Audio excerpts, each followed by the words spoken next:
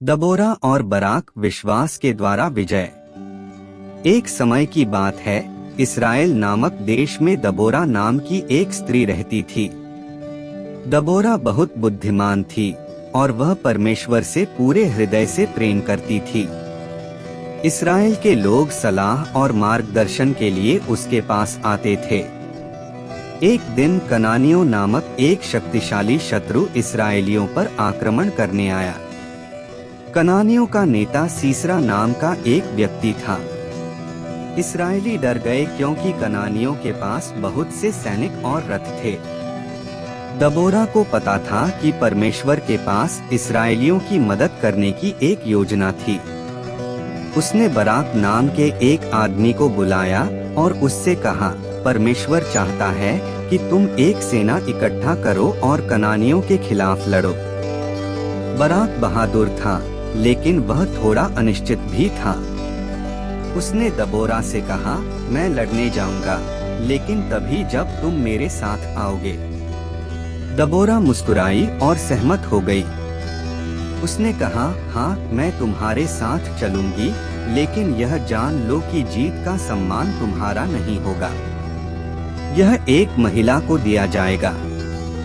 Barack और उसकी सेना कनानियों का सामना करने के लिए तैयार हो गई। वे युद्ध के मैदान में चले गए और जब सीसरा और उसके सैनिकों ने उन्हें देखा तो वे डर गए। परमेश्वर ने कनानी सैनिकों में भ्रम पैदा कर दिया और बराक की सेना ने उन्हें हराना शुरू कर दिया। जैसे जैसे युद्ध बढ़ता गया, एक बड़ा तूफान आया और भारी बारिश होने लगी।